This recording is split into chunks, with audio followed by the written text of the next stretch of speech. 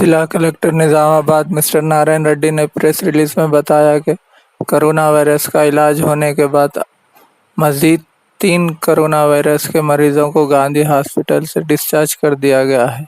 अब तक जुमला 56 कोरोना वायरस के मरीजों को डिस्चार्ज कर दिया गया है, बाकी 5 ज़ेर इलाज है। वाज़ेह रहे कि ज़िले में 61 कोरोना वायरस के केस दर्ज हुए थे।